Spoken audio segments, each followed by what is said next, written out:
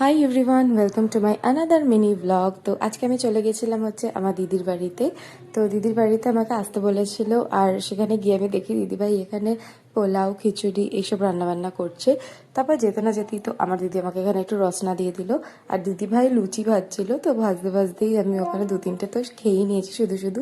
তারপর দুপুরে খেতে বসে বললাম, করেছিল পোলাও, আলুর দম, খিচুড়ি। খিচুড়িটা দারুণ হয়েছিল, মানে দারুণ হয়েছিল। তারপর আমি এখানে খেয়ে নিলাম একটুখানি পায়েসটাও বেশ সুন্দর হয়েছিল খেতে। বিকেলবেলা একটু দরকার ছিল তাই বেরিয়েছিলাম, বেরিয়েই তো দেখি খুব বৃষ্টি। তারপর আবার দিদির বাড়িতেই ফিরে এসেছি। ফিরে আসার পরে একটু বিকেলবেলা ঘুমিয়ে পড়েছিলাম। ঘুম থেকে উঠে এখানে আমরা সবাই রেডি হয়ে নেব। আমরা যাচ্ছি দিদি ভাইয়ের বাড়িতে, বিকজ দিদি ভাইয়ের আজকে বার্থডে। দিদি ভাই সারাদিন এই বাড়িতেই ছিল, তারপর নিজের বাড়ি চলে গেছিল। তাই আমরা রাতে আবার দিদি ভাইয়ের বাড়ি যাচ্ছিলাম, বিকজ আজ দিদি ভাইয়ের বার্থডে। তো সেই জন্য ভাবলাম দিদি ভাইকে একটা কেক কাটানো যাক। তো যাওয়ার পথে এই দোকানটা থেকে একটু চিকেন পকোড়া নিয়ে নিয়েছিল জামাইবাবু। তারপর এখানে আজকে আমি অনেকদিন পর জামাইবাবুর সাথে স্কুটিতে যাচ্ছি, আর আমার দিদি অটোতে যাচ্ছে। তো যাই হোক, অনেকদিন পর স্কুটিতে বসে বেশ ভালোই লাগছিল। যেতে না যেতেই দেখলাম এই সুন্দর গিফটটা রাজাদা দিদি ভাইকে গিফট করেছে, আমার তো বেশ ভালো লেগেছে। আর এই যে বসে আছে মহারানী। যাই হোক, তারপর এই কেকটা আনা হয়েছিল, আর এই কেকটা দারুণ খেতে ছিল, ডোয়াজে লাইক থেকে রিচ চকলেট ফ্লেভারের একদম। আমার তো বেশ ভালো লেগেছে কেকটা।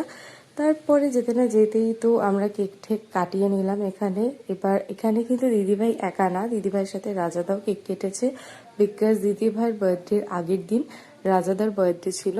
তো সেই জন্য তো ওরা দুজন মিলেই এই কেকটা কাটলো, আর বেশ ভালো লাগছিল। ওদের দুজনকে তোমরা অনেক অনেক উইশ করে দিও, ওরা যেন সারা জীবন খুব ভালো থাকে।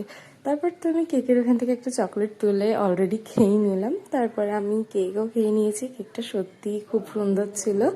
তারপরে এখানে আমরা খেয়ে নিলাম চিকেন পকোড়া। চিকেন পকোড়াটাও দারুণ ছিল। আমি ফার্স্ট টাইম এখান থেকে খাচ্ছি, বেশ ভালোই ছিল। তারপর কোল্ড ড্রিঙ্ক খেয়ে বেশ রাত হয়ে গেছিলো গল্প করতে করতে, তাই আমরা বেরিয়ে পড়লাম এখানে সবাইকে টাটা বলে।